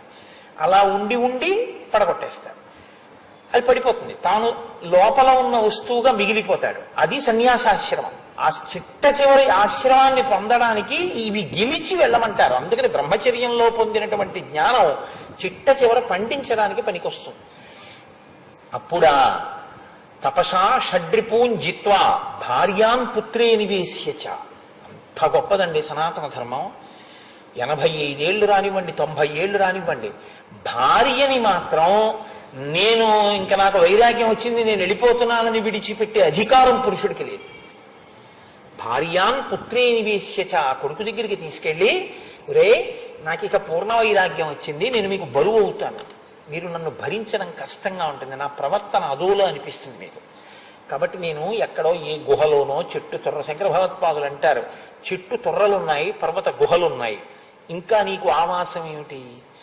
ఆ చేతి కింద చెయ్యి పెట్టుకుని కౌపీనం పెట్టుకుని పడుకున్నవాడెవడో, కరతల భిక్ష స్వీకరించిన వాడెవడో వాడు కదా మహదైశ్వర్యవంతుడంటారు. కాబట్టి ఆ స్థితిని పొందే ముందు భార్యాన్ పుత్రే నివేశ్యచ, భార్యని పుత్రుల దగ్గర విడిచిపెట్టి వానప్రస్థంలో తపసా షడ్రిపూంజిత్వా, తపస్సు చేత 6 శత్రువుల్ని జయించి తర్వాత తాను సన్యాసాశ్రమం స్వీకరించవలసి ఉంటుంది. అయితే కొంతమంది అసలు వివాహమే చేసుకోకుండా సన్యాసం స్వీకరించినటువంటి వారు ఉంటారు. శంకర భగవత్పాదాచార్య స్వామి ఆ కోవలోకి వచ్చిన వారే, చంద్రశేఖరేంద్ర సరస్వతీ స్వామి వారు ఆ కోవలోకి వచ్చిన వారే. మహానుభావుడు, శతాధిక వయస్సు ఆయన ఉపాధి పొందింది, కానీ వారు వివాహం చేసుకున్నవారు కాదు. బ్రహ్మచర్యం నుంచి అందులో కంచి పీఠానికి బ్రహ్మచర్యం నుంచి పీఠాధిపత్యం. అలాగే ప్రస్తుత శృంగగిరి పీఠాధిపతులు భారతీ తీర్థస్వామి వారు మహానుభావుడు, ఆయన బ్రహ్మచర్యం నుంచి సన్యసించిన వారు. వాళ్ళు కారణజన్ములు, వాళ్లతో మిగిలిన వాళ్ళు పోల్చుకుని చేయడం కుదరదు. కొంతమంది కారణజన్ములు ఎప్పుడూ ఉంటారు. కాబట్టి నీవు ఈ విషయాన్ని దృష్టిలో పెట్టుకోవలసి ఉంటుంది. నువ్వు ఎక్కడ దాక్కున్నా లక్ష్మణుడు చీల్చేస్తాడు ఆ గుహని. కాబట్టి బలవంతుడైన వాడితో వైరం పెట్టుకుని బ్రతకగలనని నువ్వు అనుకోకు, కానీ బలహీనుడైన వాడితో వైరం పెట్టుకుని బలవంతుడైన వాడు ఎక్కడైనా ఉండగలడు. ఎందుకని బలహీనుడు ఏం చేస్తాడు అన్న ధైర్యంతో ఉంటాడు. నువ్వు ఎంతసేపు ఏం చేస్తున్నావంటే నీకన్నా బలహీనులైన వాళ్ళని దగ్గర పెట్టుకుని వీళ్ళ మాటలు విని క్షేమంగా ఉంటానంటున్నావు. స్వయం ప్రభాబిలంలో నీకన్నా బలవంతుడైన వాడి పని మీద బయలుదేరాడని మర్చిపోతున్నావు. ఆయన పని మధ్యలో వదిలేయడం ఆయన కోపానికి కారణం, నీ బతుకు ఏమవుతుందో మర్చిపోతున్నావు. ఎంత పెద్ద మాట అండి, ఎంత గొప్ప విశ్లేషణ అండి అసలు. అందుకే శ్రీరామాయణం బాగా చదవడం అలవాటైతే, శ్రీరామాయణ శ్లోకాల్ని బాగా అర్థం చేసుకోవడం అలవాటైన వాళ్ళు, నేను ఎందరో పెద్దల్ని చూశాను. నేను అటువంటి అధికారిని ఒక ఐఏఎస్ అధికారి నాకు తెలుసు, పేర్లు చెప్పడం బాగుండదు. వాళ్ళ విశ్లేషణ చాలా గొప్పగా ఉంటుంది. వాళ్ళు ఒక నోట్ ఫైల్ మీద రాసే నోటింగ్ చాలా ఆశ్చర్యకరంగా ఉంటుంది. ఎవ్వరూ ఊహించినటువంటి ఆలోచన సరళి వారి యందు ఉంటుంది, చాలా గొప్పగా ఉంటుంది. వాళ్ళ బుద్ధికి అటువంటి గాయత్రి ప్రచోదనం కూడా ఉంటుందండి. ఎందుకంటే శ్రీరామాయణం మీరు ఒకటి గుర్తుపెట్టుకోండి, గాయత్రి మంత్రం అందరూ చేయడానికి అర్హులు కాకపోవచ్చు. గాయత్రి మంత్రం 24 బీజాక్షరాలతో ఉంటుంది. 24 బీజాక్షరాలే గాయత్రికి. 24 బీజాక్షరాలకి ఒక్కొక్క బీజాక్షరానికి ఒక్కొక్క ఋషి, ఒక్కొక్క బీజాక్షరానికి ఒక్కొక్క దేవత. మరి 24 బీజాక్షరాలతో ఉన్న గాయత్రిని నియమంతో చేసినటువంటి వాడికి బుద్ధి వైభవం ఎందుకు రాదు? వచ్చి తీరుతుంది. మరి గాయత్రి వైభవాన్ని పొందాలి అంటే శ్రీరామాయణాన్ని చదివితే చాలు. ఎందుకని శ్రీరామాయణం ప్రతి ఒక్క అక్షరానికి 1000 శ్లోకాలుగా వ్యాఖ్యానం, 24 బీజాక్షరాలకి వ్యాఖ్యానం, 24,000 శ్లోకాల శ్రీరామాయణం. శ్రీరామాయణం చెప్పడం అంటే గాయత్రి మహామంత్ర బీజాక్షర వ్యాఖ్యానము చేసినట్టే లెక్కంతే. రామాయణం చదువుకుంటున్నావు అంటే గాయత్రి మహామంత్ర బీజాక్షర వ్యాఖ్యానములను చదువుకుంటున్నావు అని గుర్తు. కాబట్టి అది ఏం చేస్తుంది? బుద్ధి ప్రచోదనాన్ని ఇస్తుంది. కాబట్టి రామాయణం పిల్లలు వినండి, పెద్దవాళ్ళు వినండి, ఎవరు వినండి, వాళ్ళ బుద్ధికి ప్రచోదనం ఇస్తుంది, ఒక గొప్ప మార్పు తీసుకొస్తుంది. అది బుద్ధి మీద పనిచేసేటటువంటి ఒక గొప్ప శక్తి కలిగినటువంటి మహామంత్రం శ్రీరామాయణం అనేటటువంటిది. ఒక మాలామంత్రమే అనుకోవచ్చు మీరు, అంత గొప్ప కలిగినది. అందుకే అందులో శ్లోకాలు అంత శక్తివంతంగా ఉంటాయి. ప్రత్యేకించి నేను మీతో మనవి చేశాను, శ్రీరామాయణంలో కొందరు వ్యక్తులు మాట్లాడేటటువంటి మాటలు అత్యద్భుతంగా ఉంటాయి. వాటిని మీరు విడిచిపెట్టకూడదు. వారు మాట్లాడుతున్నారంటే ప్రతి శ్లోకాన్ని చాలా జాగ్రత్తగా మీరు చదువుకోవాలి. ఎందుకంటే అంత వైభవంతో ఉంటాయి. ఒక గురువు గారి మాటకు అంత గొప్పతనం ఎక్కడొస్తుంది? ఆయన బుద్ధి ప్రచోదన శక్తి వల్ల కదండి ఆ మాటకంత విలువ వచ్చింది. అయినప్పుడు ఒక హనుమ లాంటి వ్యక్తి మాట్లాడుతున్నారంటే ఆ మాట ఎంత గొప్పదై ఉంటుంది మీరు ఆలోచించండి. దాన్ని మీరు కేవలం కాకతాళీయంగా ఏదో మత్తు సాహిత్యం జరిగినట్టు ఇలా శ్లోకాన్ని ఎలా తిప్పుతారు? బాగా చదవాలి. ఏవో పనికి మాలినవి కొన్ని మాటలు ఉండొచ్చు. పనికి మాలినవి అంటే నా ఉద్దేశంలో రామాయణంలో అలా ఉంటాయి అని కాదు. మీరంత శ్రద్ధగా దాన్ని విడిచిపెట్టిన రావణుడి ప్రసంగం ఉందనుకోండి, చాలా శ్రద్ధగా చదువుకోకపోతే పెద్ద దానివల్ల మీకు ఏదో ప్రమాదం వచ్చేసింది అని అనుకోక్కర్లేదు. కానీ హనుమ వంటి మహాపురుషులు మాట్లాడే మాటల్ని మీరు చాలా జాగ్రత్తగా చదువుకోవలసి ఉంటుంది. మీరు చదువుకోవాలి, మీరు చదువుకుని మీరు అనుభవించాలి. మీరు అనుభవిస్తే ఏమవుతుందంటే మీరు తరువాతి తరాలని ఉద్ధరించగలుగుతారు. ఎందుచేత అంటే అసలు నిజానికి పిల్లలకి బాగా తలలోకి ఎక్కేది ఎప్పుడో తెలుసా అండి? నేను మీతో యథార్థం చెప్తున్నాను, అక్రాస్ ది డైనింగ్ టేబుల్ నేను నిజం చెప్తున్నాను మీతో. అందుకే గృహస్థు ఎప్పుడూ బిడ్డలతోటే భోజనం చేయాలి. బిడ్డలతో భోజనం చేస్తూ మీరు అకస్మాత్తుగా ఏదో సందర్భంలో మీ ప్రయత్నం అక్కర్లేకుండా రామాయణం గుర్తొస్తూనే ఉంటుంది మీకు. మీరు రామాయణం గురించి చెప్తూ భోజనం చేశారనుకోండి, ఉపనిషత్ పారాయణం చేస్తూ భోజనం చేసినట్టే. అన్నం తింటూ అది వింటూ తిన్నవాడికి 6వ వంతు మనసదై కూర్చుంటుంది రామాయణం. మీరు ఏది మాట్లాడుతున్నారో అది మీ బిడ్డల మీద ప్రభావం చూపిస్తుంది. మీరు ఏది చూస్తూ తింటున్నారో అది కూడా మీ బిడ్డల మీద ప్రభావం చూపిస్తుంది. చంటి పిల్లాడికి చాలా క్రూరమైనటువంటి సన్నివేశాలతో ఉన్నది మీరు చూస్తూ పాలిచ్చారనుకోండి, వాడు ఒక ఘాతకుడుగా తయారవుతాడు. కాబట్టి నేను అస్తస్తమానం మళ్ళీ ఏదో దాని పేరు ఎత్తుతుండడం ఎందుకు, ఈయనకి ఇదో పెద్ద క్రోధంలా ఉంది వాటి మీద అనుకుంటారు. కాబట్టి నాకేం క్రోధం ఎందుకండి, నాకేం క్రోధం కాదు. కాకపోతే నేను ఎప్పుడు చెప్తుంటాను, ఈ వస్తువు తప్పు ఎప్పుడు ఉండదని చెప్తుంటాను. వస్తువుగా తప్పే ఉందండి, తప్పేం లేదు. ఒక యానిమల్ ప్లానెట్లో మీరు చూడలేనటువంటి అద్భుతమైన విషయాల్ని నేషనల్ జియోగ్రఫికల్ ఛానల్లో మీరు చూడొచ్చు. ఎక్కడో ఇప్పుడు జరిగినటువంటి మహత్తరమైనటువంటి విషయాన్ని మీరు ఇవాళ ఇప్పుడే చూడొచ్చు. సింహాచలంలో జరిగినటువంటి చందనోత్సవాన్ని మీరు ఇప్పుడు చూడగలగడం అదృష్టం కదా. ఆ ప్రయోజనాన్ని మీరు పుచ్చుకోవచ్చు. అది వస్తువు దోషమని మీరు ఎప్పుడు అనకూడదు. వస్తువుని సక్రమంగా వినియోగించుకోకుండా దుర్వినియోగం చేసి కొన్ని కోట్ల మందిని పాడు చేసేటటువంటి స్వభావం ఉన్నటువంటి కార్యక్రమాన్ని మీరు విమర్శించవలసి ఉంటుంది తప్ప, మీ క్రోధము వస్తువుల పట్ల వెళ్ళిపోతే అది మీ పతనానికి దారితీస్తుంది. అందుకే యుక్తాయుక్త విచక్షణతో అనాలి తప్ప ఆ విచక్షణ విడిచిపెట్టి అనకూడదు. అందుకని నేను దేనికి వ్యతిరేకం కాదు. నేను అలా ఇప్పుడు టీవీకి కోటేశ్వరారు వ్యతిరేకం అని అనకండి, నేను అలా కాదు. నేను చూస్తాను టీవీ, కాకపోతే బీ సెలెక్టివ్ కదా, అంతకన్నా అక్కర్లేదు దాని గురించి. కాబట్టి స్వామి హనుమంటారు, స్మరంత పుత్రనారాయణ నిత్యోద్విగ్నా బుభుక్షితా ఖేదిత దుఃఖశయ్యాభి త్వాం కరిష్యంతి పృష్ఠతః. వీళ్ళు ఏం చేస్తారో తెలుసా? చక్కగా తింటారు, పనేముంది, చక్కగా తినేస్తారు, తినేసి పడుకుంటారు. మరి ఏం చేయాలి? ఇంకా వ్యవహారం ఏముంది? కొన్నాళ్ళు అయిపోయింది అనుకోండి, లేచి ఏం చేయాలి? అలాగే దొల్లుతుంటాడు. లేచి ఏం చేయాలిరా ఇప్పుడు నేను అంటాడు. ఒకటి చూడండి, లేవడం, అలా పడుకుని ఉంటాడు. పడుకుంటే ఏం చేయాలి? మాట్లాడుకోవాలి. మాట్లాడుకుంటే ఏం మాట్లాడాలి? మా ఆవిడ ఏం చేస్తుందో అని ఒకటి మొదలు పెడతాడు. ఇక నే బయలుదేరేటప్పటికి వాడు ఎంసెట్కి వెళ్తున్నాడు, పాపం ఏమైందో అని వీడంటాడు. ఆఖరికి ఏం చేస్తారో తెలుసా? అంగదా వీళ్ళందరూ కలిసి ఇగో ఈయన తీసుకొచ్చి ఇక్కడ పెట్టాడు, లేకపోతే ఏమో సీతమ్మ జాడ దొరికి ఉండేదేమో, మనందరం కుటుంబాలతో ఉందేమో అని మొదలుపెట్టి, రెండో కోణం మొదలుపెట్టి త్వాం కరిష్యంతి పృష్ఠతః, నిన్నొక్కడిని చేసి వెనక్కి తోసేస్తారు, నీదే తప్పంటారు.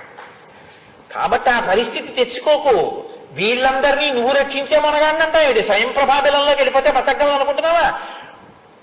క్రైసిస్ హ్యాండ్లింగ్ అంటారు చూసారా, ఒక సమస్యని అంత విశ్లేషణాత్మకంగా మాట్లాడగలగడం.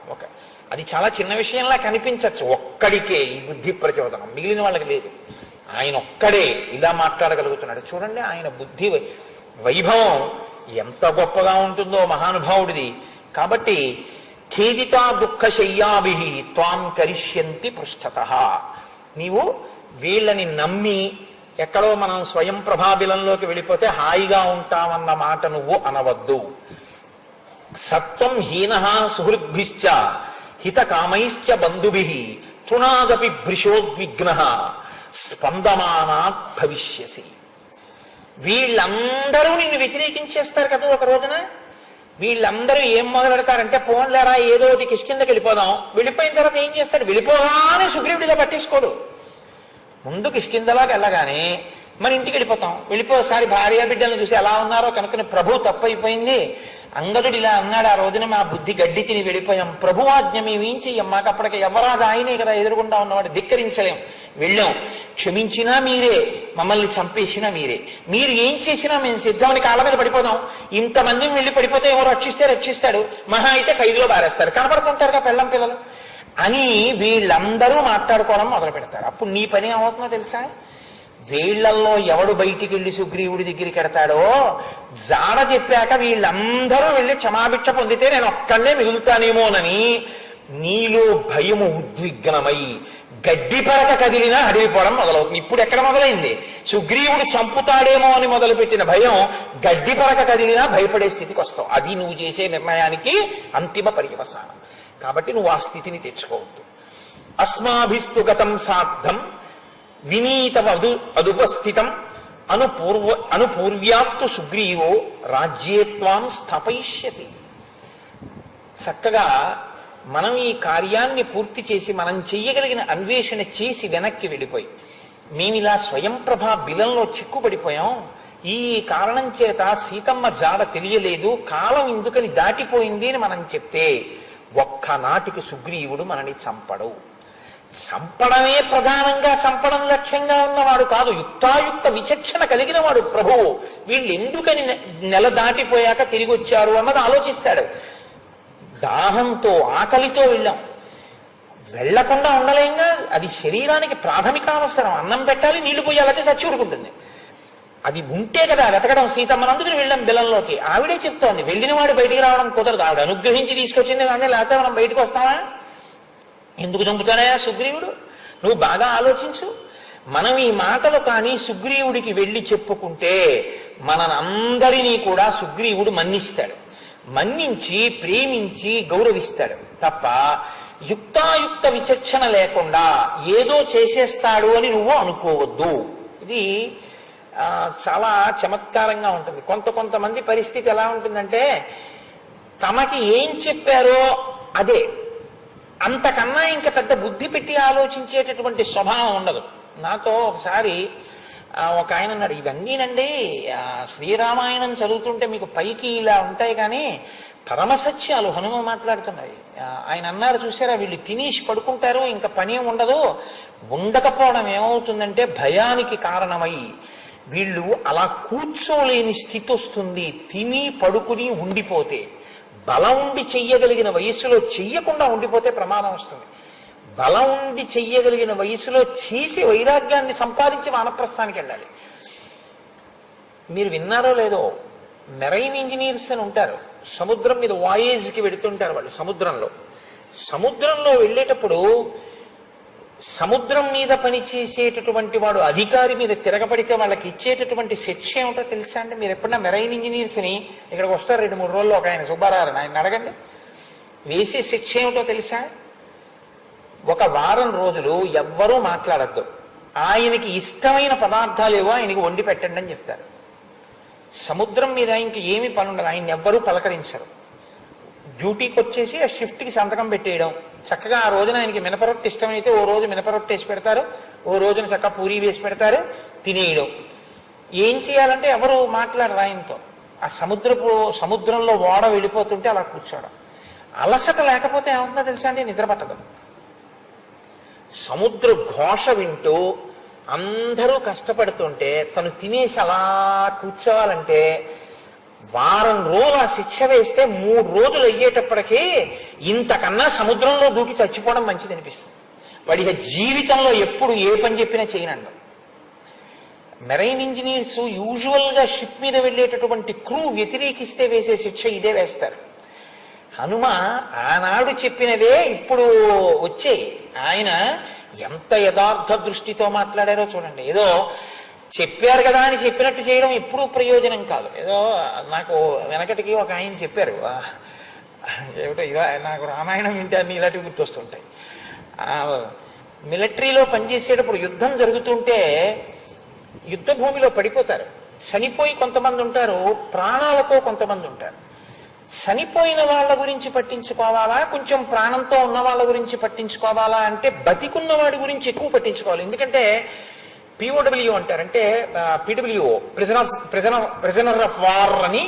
ఈయన కానీ దొరికాడు అనుకోండి, ఆ శత్రుదేశం వాళ్ళు తీసుకెళ్లి వైద్యం చేయించి ఆ రహస్యాలు రాబట్టడానికి చిత్తక్షోభ పెట్టేస్తారు. ఇంకా అందుకని గబగబా ముందు కొస ప్రాణంతో ఉన్న ఆయన్ని తీసుకొచ్చేసే ప్రయత్నం చేస్తారు.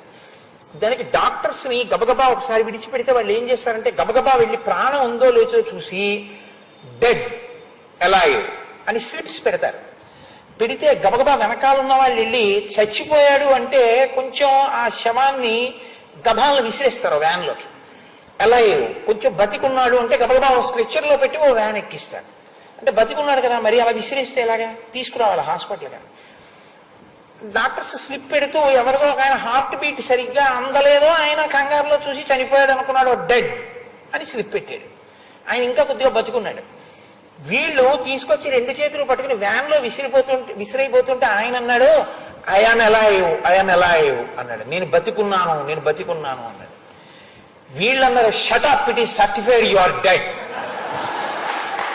నోర్ మోయ్, నువ్వు చచ్చిపోయావని సర్టిఫికెట్ పెట్టేశారు నీకు.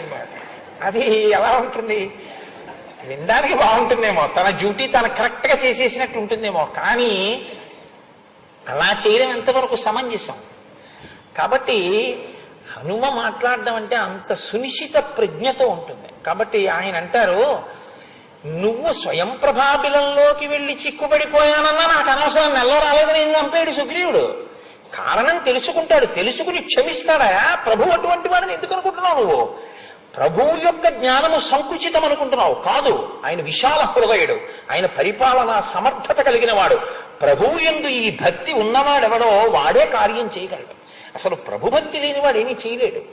కాబట్టి ధర్మరాజ పితృవ్యస్తే ప్రీతికామో దృఢవ్రత శుచి సత్యప్రతిజ్ఞశ్చ సత్వాం జాతు ననాశయేత్.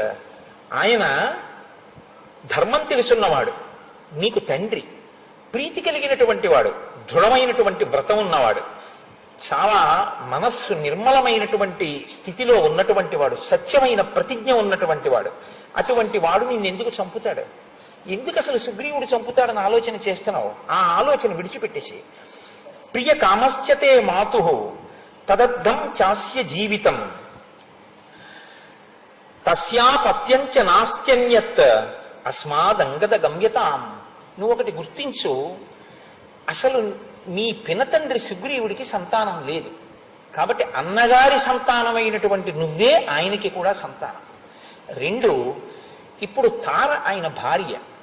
ఆయన ఎప్పుడూ తన భార్య కాబట్టి తారకి ప్రీతి చేద్దామని చూస్తుంటాడు. రొమకి బిడ్డలు లేరు కాబట్టి రాజ్యాధికారం నీకే ఉంది.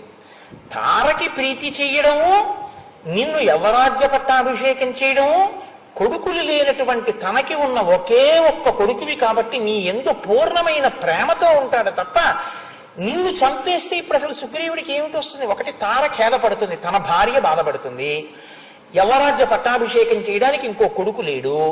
అటువంటి వాడు నిన్ను చంపుతాడని ఎలా అనుకుంటున్నావు? సుగ్రీవుడు నిన్ను చంపితే ఎంత బాధపడవలసి వస్తుందో తన జీవితం తను పడి చేసుకుంటాడా?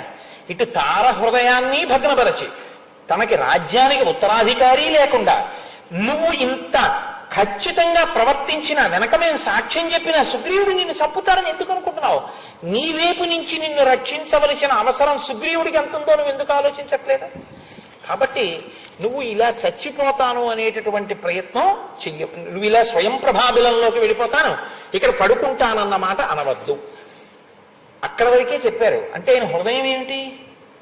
రాజకార్యమునందు మనం ఇంకా ముందుకు వెళ్ళి సీతాన్వేషణం చేద్దాం. కానీ నేను మీతో మనవి చేశాను కదండి, రామాయణం ఒక మనస్తత్వ శాస్త్రం. ఒక్కొక్కరు ఎలా ఉంటారంటే, చిన్న విషయం వచ్చిందనుకోండి, ఇంకసలు ఆ పొంగు మీరు పట్టుకోలేరు. ఇంకసలు ఎన్ని మాటలంటారంటే మీతోటి మీకు విసుగొచ్చేస్తుంది. అయ్య బాబోయ్, నా ప్రారంభం ఇదేమిట్రా, ఇలా తినేస్తున్నాను నన్ను అని.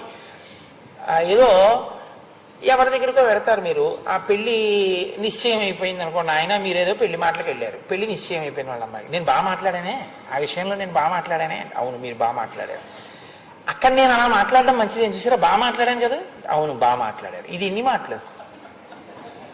ఇక 3 రోజులైనా 4 రోజులైనా వచ్చే వారం ముహూర్తాలు ఎట్టుకుందాం, మీరు వెళ్ళిపోకుండా ఉండండి అన్నారు. 3 రోజులు అయ్యాక మీ పరిస్థితి ఏమవుతుందో తెలుసా? అయ్యి బాబోయ్, నేను ఎందుకు వచ్చాను ఇక్కడికి, నా ప్రారంభం అనిపించేస్తుంది. ఇక అస్తమానం ఇంకా నేను బాగా మాట్లాడానే ఇదే అన్న తర్వాత వాళ్ళు మీరు ఆ మాట అనకుండా ఉండవలసిందండి, అదొక్కటే మా వాళ్ళకు కొంచెం బాధ కలిగింది, కానీ నేను నచ్చ చెప్పానులేండి అన్నారు అనుకోండి. 4వ రోజున వచ్చి నేను ఎందుకన్నానంటావు అని మిగిలిన 3 రోజులు తినేస్తాను. రెండు ఎక్స్ట్రీమ్సే.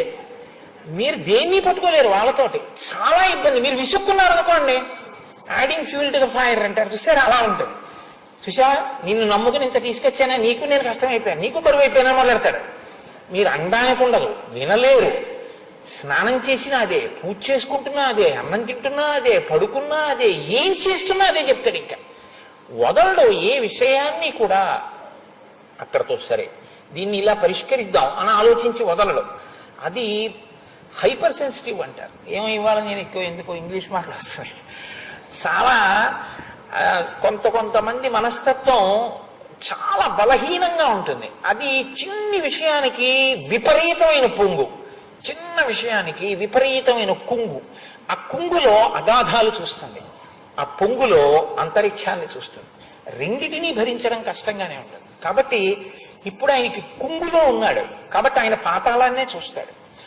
కాబట్టి ఆయన ఎలా మాట్లాడతాడో చూడండి. హనుమ ఇంత ఆశాజనకంగా మాట్లాడితే ఆయన ఎంత నిరాశాజనకంగా మాట్లాడతాడో చూడండి. 2 men look through the same bars, one at the stars and one at the mud అని. 2 వ్యక్తులు కిటికీలోంచి చూస్తే ఒకడు ఆకాశంలో నక్షత్రాలను చూస్తాడు, ఒకడు కిందున్న బురద చూస్తాడు. ఎవడి దృష్టికోణం వాడిది. ఒకడు ఊర్ధ్వముఖ చలనం, ఒకడు అధోముఖ పతనం. ఎవడిని రక్షిస్తాడు, ఎవడికి వాడు రక్షకుడు. ఉద్ధరేణాత్మనాత్మానం, ఎవడిని వాడు ఉద్ధరించుకోవాలి, ఎవడికి ఆకలిస్తే వాడు అన్నం తినాలి. కాబట్టి అంగదుడు అంటాడు, స్థైర్యం ఆత్మ మనః శౌచం అనుశంస్యం అధార్జవం విక్రమశ్చైవ ధైర్యంచ సుగ్రీవో నోపపద్యతే భ్రాతుర్జ్యేష్ఠస్య యో భార్యాం జీవతో మహిషీం ప్రియాం ధర్మేణ మాతరం యస్తు స్వీకరోతి జుగుప్సితః కథం స ధర్మం జానీతే ఏన భ్రాత్రా మహాత్మన లక్ష్మణస్య భయాద్యేన నా ధర్మ భయభీరుణ ఆదిష్టా మార్గితుం సీతాం ధర్మమస్మిన్ కథం భవేత్ తస్మిన్ పాపే కృతఘ్నేతు స్మృతిహీనే చలాత్మని ఆర్య కో విశ్వస్సే జ్ఞాతు తత్కులీనో జిజీవిషు. ఆయన అంటాడు, అసలు సుగ్రీవుడికి స్థైర్యము లేదు, ఆయన శౌచ్యమున్నవాడు కాడు, ఎప్పుడూ అబద్ధాలాడేటటువంటి స్వభావం ఉన్నవాడు, విక్రమము ధైర్యము ఉన్నవాడు కాడు. ఎంత హీనమైన మనస్సున్నవాడంటే మా పినతండ్రి, నా తండ్రి దుందుబితో యుద్ధానికి వెడితే ఇక్కడ ఉండరా బిలం బయట అంటే శిల పెట్టి మూసేసి ఇంటికి వచ్చేసాడు. రాజ్యం బుచ్చేసుకుని నా తండ్రి బతికుండగా తారని భార్యగా స్వీకరించాడు. ఇది నిజమైతే రాముడు సుగ్రీవుడితో స్నేహం చేస్తాడా? వాలిని చంపేసిన వాడు సుగ్రీవుడిని చంపాడు, నువ్వు ఈ తప్పు చేశావని. నేను మీకు కిష్కింధకాండలో చెప్పా, సుగ్రీవుడు పాపాచరణ ఉన్నవాడైతే అసలు విషముఖ పర్వతం మీద ఉండలేడు. ఇవి తెలియవా అంగదుడికి? తెలుసు.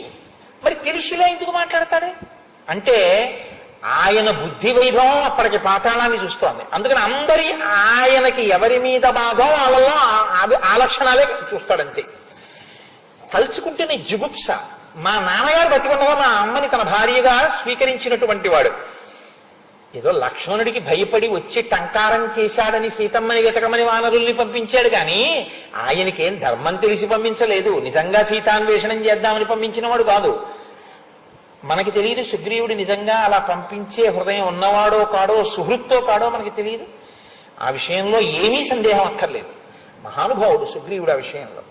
కాబట్టి అటువంటి కృతజ్ఞుడు, పాపి, స్మృతిహీనుడు, చంచలమైన మనస్సున్నవాడు, విశ్వాసఘాతకుడు, అటువంటి వాణ్ణి ఆర్యులు నమ్మరు పెద్దలు. ఆయన వంశంలో పుట్టిన వాడిని, ఆయన కుటుంబంలో పుట్టిన వాడిని నేను ఎలా నమ్ముతాను? కాబట్టి నేను నమ్మను అన్నాడు. అప్పగింతలు మొదలుపెట్టాడు. కాబట్టి నేను చచ్చిపోతాను. ఇప్పుడు ఆయన ఏమన్నారు? హనుమ, నువ్వు లోపలికి వెళ్ళినా నువ్వు బతకవురా అని కదా అన్నారు. అందుకని అసలు లోపలికి వెళ్ళి బతకను, ఇక్కడే చచ్చిపోతాను అన్నాడు. ఇంత చెప్పింది ఎందుకు పనికి వచ్చిందంటే రాజకార్యం మీద ముందుకెడదామంటం లేదు, ఇక్కడే చచ్చిపోతానన్నాడు. అంటే ఇదే నేను మీతో మనవి చేసింది. ఎక్స్ట్రీమ్స్ ఉంటాయి కొంతమందిలో, ఇది దిద్దుకోవలసి ఉంటుంది. ఎవరి మనసుని వారు జాగ్రత్తగా దిద్దుకోవాలి, లేకపోతే చాలా ప్రమాదం తెలుసా అండి. వాళ్ళు బరువు అయిపోతారు కుటుంబానికి, సమాజానికి, కార్యాలయానికి. ఎక్కడ ఉండనివ్వండి ఇబ్బందే వాళ్ళతో. కించిత్ మీరు పట్టించుకోలేదనుకోండి, ఎవరైనా చూసారా అసలు నన్ను పట్టించుకోలేదు అంటాడు. రండి అమ్మాయ్యా మీరు వచ్చారా, ఇంకా మాకు భయం లేదన్నారు అనుకోండి, పట్టపగ్గాలండం అన్ని ఇబ్బందే అలాంటి వాళ్ళతోటి. అలాంటి వాళ్ళు వస్తున్నారంటే లోపల భయంగా ఉంటుంది, వీళ్ళని ఎలాగా అసలు మనం వ్యవహారం నడపడం అని. అలా ఉండకూడదు. ఆ మనస్సు కొంచెం దిద్దుకోవలసి ఉంటుంది. గొప్ప మనస్తత్వ శాస్త్రం అండి శ్రీరామాయణం. రామాయణం కన్నా మనస్తత్వ శాస్త్రం, శంకరాచార్యుల వారిని మించిన మనస్తత్వ శాస్త్రవేత్త లేవు, పుట్టలేదు, పుట్టబోడు. శంకర భగవత్పాదులంతటి మనస్తత్వ శాస్త్రవేత్త ప్రపంచంలో ఇప్పటి వరకు పుట్టలేదు. ఇక పుట్టడన్న మాట అనడం నాకు ఇష్టం లేదు, పుట్టాలని కోరుకుంటాను. మళ్ళీ శంకరులు అవతారం స్వీకరించాలని నా కోరిక. కాబట్టి ఎంత గొప్పగా ఆయన ఆలోచిస్తాడో చూడండి. నేను ఇక్కడే చచ్చిపోతాను, మీరేం చేస్తారో తెలుసా? వెళ్ళి సుగ్రీవుడి పాదాలు పట్టి నమస్కారం చేశానని చెప్పండి అన్నాడు. మళ్ళీ ఇదేమిటి అంటే ధర్మం అన్నమాట, తన ధర్మం, తను మంచివాడు. వాళ్ళు ఎలా అయినా పోనివ్వండి, నేను నా మంచితనం నాది అని చెప్పుకొస్తుంటాడు ఒక్కొక్కడు సోది. చూడండి అలా ఉంటుంది అనమాట. చెప్పేవన్నీ నేరాలే, కానీ ఏమంటే నా మంచితనం నాది అంటుంటాడు. మళ్ళీ అర్థం అవదంటే ఎదురుకుండా వినేవాడికి వాడంత అమాయకుడా. కాబట్టి సుగ్రీవుడికి నా నమస్కారాలు చెప్పండి. నీ చచ్చిపోయాక మా అమ్మ ఎలాగో బతకదులేండి, పాపం తార కూడా చచ్చిపోతుంది, ఆవిడికి కూడా నమస్కారాలు అడిగానని చెప్పండి, ఆవిడ్ని ఓదార్చే ప్రయత్నం చేయండి. ఇంకెందుకు ఓదార్పు చచ్చిపోయేదానికి? అంటే అమ్మ చచ్చిపోతుంది మనం లేకపోతే అన్నవాడు అమ్మ బతికే ప్రయత్నం చెయ్యాలి కదా, చచ్చిపోవడం ఏడుతాను అసలు ఆ కోణంలో ఆలోచించడు. కాబట్టి మా అమ్మని ఓదార్చండి, రుమకి నేను నమస్కారం చేశానని చెప్పండి, రుమని ఓదార్చండి, నా కడపటి నమస్కారాలు తెలియచేయండి. ఇదిగో నేను పడుకుంటున్నాను, నేను ప్రాయోపవేశం చేస్తున్నాను. చచ్చిపోతానన్నవాడు ఏం చేయాలండి? చచ్చిపోవాలి. చచ్చిపోవడం పెద్ద విషయం ఏముందంటే, లోపలికి వెళ్ళిన ఊపిరి పైకి రాకపోతే చచ్చిపోయినట్టు, పైకి వెళ్ళిన ఊపిరి లోపలికి వెళ్ళకపోతే చచ్చిపోయినట్టు. చావు లోపలికి వెళ్ళే ఊపిరికి పైకి వచ్చే ఊపిరికి మధ్యలో ఉంది కాదా? అంతేగా చావు అంటే. లోపలికి వెళ్ళి పైకి రాలేదని కూడా చచ్చిపోయాడు, పైకి వెళ్ళి లోపలికి వెళ్ళలేదని కూడా చచ్చిపోయాడు. దీనికి పెద్ద అల్లరి ఏమిటి? మళ్ళీ దానికి ఒక పెద్ద ప్రకటన, ఏదో ఆమరణ నిరాహార దీక్ష అని బలవంతంగా అంబులెన్స్ పట్టుకెళ్ళలేకపోతారేమిట్లే అని పడుకున్నట్టు దానికి పెద్ద హడావిడి, ఇవన్నీ ఎందుకు? కాబట్టి ఇప్పుడు ఏమన్నాడంటే, నిజంగా చచ్చిపోదామని లేదు, చచ్చిపోతానన్నంత పిరికితనం పుట్టింది. ఇది మనస్థితిలో ఉన్న ప్రమాదం. ఇప్పుడు ఈయన ఏడుపు మొదలెట్టాడు, నన్ను ఎలాగో చంపేస్తాడు, ఇక్కడే చచ్చిపోతాను, సుగ్రీవుడికి నమస్కారం చెప్పండి, తార ఏడుస్తుంది, తార చచ్చిపోతుంది, తారకి నమస్కారం చెప్పండి. ఇలా చెప్తుంటే పాపం ఆ మిగిలిన కోతులు ఏం చేస్తాయండి? అవసలే చపల చిత్తులు. అవి పాపం అయ్యో రాజు ఎలా ఏడుస్తున్నాడో, చచ్చిపోతున్నాడని అవి కూడా ఏడుపు మొదలెట్టాయి. కొంతమంది ఇదో బలహీన మనస్తత్వం. ఆ ఏడుపు ఆలోచించి సరిగ్గా అనగలిగిన వాడు ఒక్కడుంటాడు, హనుమ. ఆయన ఏడిస్తే వీళ్ళు ఏడుస్తున్నారు, ఆయన స్వయం ప్రభావిలంలోకి వెళ్ళిపోదామంటే ఆవిడిపోదాం అంటారు. రెండు కారణాలు ఉంటాయి. ఒకటి తెలిసి మనం చెప్తే ఏం బాగుంటుందండి అనే మనస్తత్వం ఉంటుంది ఒకటి. వాడు చూడండి, వాడికి తెలుసు. ఇది చెప్పిన తర్వాత వాడు అంటాడు, నేను ఇదే చెప్దాం అనుకున్నానండి అంటాడు. మీరు చూడండి, చాలా మంది దగ్గర ఉంటుంది ఈ బుద్ధి. వాళ్ళు ఎప్పుడూ చెప్పరు, కానీ నేను ఇదే చెప్దాం అనుకున్నానండి అంటారు. సభల్లో కూడా కనపడతారు ఇలాంటి వాళ్ళు. వాళ్ళు ఎంత చమత్కారంగా ఉంటుందంటే, నేను ఇవాళ చాలా మాట్లాడదాం అనుకున్నాను, కానీ ఈ నాకన్నా ముందు మాట్లాడిన ఫలానా ఆయన నేను చెప్దాం అనుకున్నవన్నీ చెప్పేశారు. ఎంత చక్కగా మాట్లాడారు అని వాళ్ళు అందులోంచే ఒక విషయం చెప్పి, ఇంతకన్నా ఇంకా మాట్లాడడానికి ఏముంటుంది, ఆయన మాట్లాడాక మాట్లాడడం కష్టం, అందుకని మాట్లాడటం లేదని కూర్చుంటాడు వాడు. ఇది అలా ఏమి ఉండదు, అదొక చమత్కారం అన్నమాట. కాబట్టి పైగా ఒక చిన్న సలహా ఓటిస్తాడు, ఇక ముందు సభలలో ఈయన్ని చివరికి పెట్టండి, ఈయన ముందు మాట్లాడితే మాకు మాట్లాడడానికి ఉండట్లేదంటారు. అంటే నిజంగా తనేదో మాట్లాడేసేవాళ్ళు. ఒక్కొక్కరిది ఒక్కొక్క మనస్తత్వం. మీరు దీన్ని నిజంగా గమనించి రామాయణాన్ని దృశ్యకావ్యంగా మీరు చదువుతూ అనుభవిస్తేనండి నవరసాలు పండుతాయి. మీరు అలా ఉండలేరు, మీకు చికాగ్గా ఉంటుంది. చిచి అలా ఉండకూడదు, అదేమిటది, మీకు వెంటనే ఆ సర్గలు జ్ఞాపకానికి వస్తాయి. ఇలా ఉండకూడదు, అలా మాట్లాడకూడదు, మనం చక్కగా ఉండాలి, ధీరోద్ధతులమై ప్రవర్తించాలి తప్ప ఇలా లేకి మాటలు ఉండకూడదు అన్న స్థితి కలుగుతుంది మీకు. మిమ్మల్ని మీరు పరిశీలించుకోగలిగిన ప్రజ్ఞ శ్రీరామాయణ పఠనము, శ్రీరామాయణ శ్రవణము, వీటి రెండిటి వల్ల కలుగుతుంది. బలమైన మనసే సమాజానికి ఉపకారం చేయగలదు. అసలు మనసుకి బలం లేకపోతే శరీరమునకు బలమున్నా ఉపకారం చెయ్యలేడు. కాబట్టి దక్షిణాగ్రేషు దర్భేషు ఉదక్తీరం సమాశ్రితా ఆ సముద్రపు ఒడ్డున దక్షిణానికి కొసలు ఉండేటట్టుగా, మళ్ళీ శాస్త్రం ఖచ్చితంగా పాటిస్తాడు. తూర్పు ముఖంగా కూర్చుని ఆచమనం చేసి దక్షిణాగ్రంగా కొసలు ఉండేటట్టుగా దర్భాలు వేసుకుని ప్రాయోపవేశం చేశాడు. ప్రాయోపవేశం అంటే తను చచ్చిపోడు, తనంత తాను శరీరం చచ్చిపోతే చూస్తాడు. దానికేం పెట్టడం, దానికి నీళ్లు పోయాడు. అది ఆకలే అడుగుతుంది కదండి. శరీరానికి దానికి ఒక భాష ఉంటుంది. శివమహాపురాణంలో చెప్తారు, ప్రాణాపాన వ్యానబుదాన సమాన నాగకూర్మ కృకర ధనంజయ దేవదత్తముల ద్వారా మాట్లాడతాడు ఈశ్వరుడు లోపల నుంచి. నువ్వు బడలిపోయావు, పడుకో. దేవదత్తం అన్న వాయువు ద్వారా ఆవలింతలతో మాట్లాడతాడు, పడుకో పడుకోపెట్టు, అలిసిపోయింది శరీరం, ఇంద్రియాలు అలిసిపోయింది, ఆకలేస్తోంది, దానికి అన్నం పెట్టని చెప్తాడు. కృకర